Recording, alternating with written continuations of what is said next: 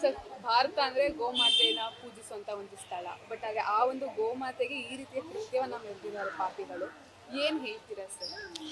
ನೋಡಿ, ನಿಮ್ಗೆಲ್ಲ ಗೊತ್ತಿರೋ ಹಾಗೆ ಚಾಮರಾಜಪೇಟೆ ಬರ್ತಾ ಬರ್ತಾ ಕಾನೂನು ಎಲ್ಲೋ ಒಂದು ಕಡೆ ಪಾಲನೆ ಆಗ್ತಿಲ್ಲ ಅಂತ ನನಗೆ ಸ್ಪಷ್ಟವಾಗಿ ಇದು ನೋಡಿದ್ರೆ ಅನಿಸುತ್ತೆ.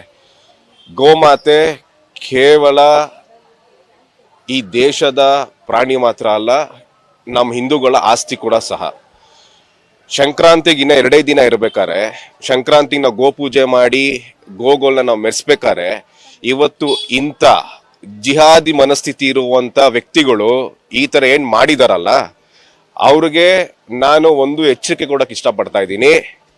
ನಿಮ್ಗೇನಾದ್ರೂ ತಾಕತ್ತಿದ್ರೆ, ನೀವು ನಿಜವಾಗ್ಲೂ ಗಂಡಸಾಗಿದ್ರೆ, ರಾತ್ರಿ ಹೊತ್ತು ಹೇಡಿಗಳಾಗೆ ಬಂದಿ ಗೋಮಾತೆ ಮೂಕ ಪ್ರಾಣಿ ಮೇಲೆ ನಿಮ್ಮ ಪೌರುಷ ತೋರ್ಸೋದಲ್ಲ.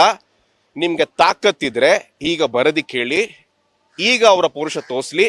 ಮತ್ತೆ ಕಾಟನ್ ಪೇಟೆ ಪೊಲೀಸ್ ಅವರು ಇದು ಘಟನೆ ನಡೆದಿ ಸುಮಾರು ಗಂಟೆ ಆಗಿದೆ. ಕಾಟನ್ ಪೇಟೆ ಪೊಲೀಸ್ ಠಾಣಾ ಇನ್ಸ್ಪೆಕ್ಟರ್ ಹರಿಸ್ವಾಮಿ ಅವರು ಇನ್ನೋರ್ಗೆ ಏನಕ್ಕೆ ಸ್ಥಳಕ್ಕೆ ಬಂದಿಲ್ಲ.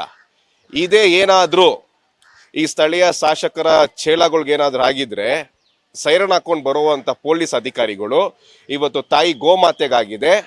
ನಾನು ಹೇಳ್ತಾ ಇದ್ದೀನಿ ಕಾಟನ್ ಪೇಟೆ ಇನ್ಸ್ಪೆಕ್ಟರ್ಗೆ ತಮ್ಮ ಮಾಧ್ಯಮ ಮುಖಾಂತರ, ನೀವು ಈ ಕಿಡಿಗೇಡಿಗಳನ್ನ 24 ಗಂಟೆ ಒಳಗಡೆ ಬಂಧಿಸಿಲ್ಲ ಅಂತಂದ್ರೆ ಮುಂದೆ ಆಗೋ ಎಲ್ಲ ಅನಾಹುತಗಳಿಗೆ ಕಾಟನ್ ಪೇಟೆಯ ಠಾಣಾಧಿಕಾರಿ ಮತ್ತೆ ಸ್ಥಳೀಯ ಶಾಸಕರು ನೇರ ಹೊಣೆ ಆಗ್ತಾರೆ. ಇನ್ನಾದ್ರೂ ಎಚ್ಚೆತ್ಕೊಂಡು, ಇವತ್ತೇನ ಗೋಮಾತೆಗೆ ಅಷ್ಟು ನೋವಾಗಿದೆ, ಇದಕ್ಕೆ ಯಾರು ಹೊಣೆಗಾರಕರಿದ್ದಾರೆ ಆ ಕೂಡಲೇ ಅವ್ರನ್ನ ಚಾಮರಾಜಪೇಟೆಯಿಂದ ಗಡಿಪಾರು ಮಾಡಬೇಕು. ಅವ್ರ ಮೇಲೆ ಗೂಂಡಾ ಆಕ್ಟ್ ಹಾಕಿ ರೌಡಿ ಶೀಟ್ ಓಪನ್ ಮಾಡಬೇಕು. ಇಲ್ಲವಾದ್ರೆ ಇಲ್ಲಿರೋ ಜನನೇ ತಕ್ಕ ಪಾಠ ಕಲಿಸ್ತೀರಾ ಇಲ್ಲಮ್ಮ ನೀವೆಲ್ಲ? ಇವತ್ತು ಗೋಮಾತೆಗೆ ಮಾಡಿದ್ದಾರೆ. ಏನ್ರಿ ಇವತ್ತು ವ್ಯವಸ್ಥೆ? ಇದೇನು ಪಾಕಿಸ್ತಾನ ಅಥವಾ ಅಫ್ಘಾನಿಸ್ತಾನ ಇವತ್ತು ಇಲ್ಲಿರೋದು? ನಾವ್ ಹೇಳ್ತಾ ಇದ್ದೀರಿ, ನಮ್ಗೆ ನ್ಯಾಯ ಸಿಗೋವರ್ಗು ಸಹ ನಾವ್ ಇಲ್ಲಿಂದ ಯಾರು ಹೋಗಲ್ಲ. ಇನ್ನ ಸ್ವಲ್ಪ ಸಮಯದಲ್ಲಿ ಎಲ್ಲ ಹಿಂದೂ ಪರ ಸಂಘಟನೆಗಳು ಜಮಾ ಆಗ್ತಿದ್ದಾರೆ.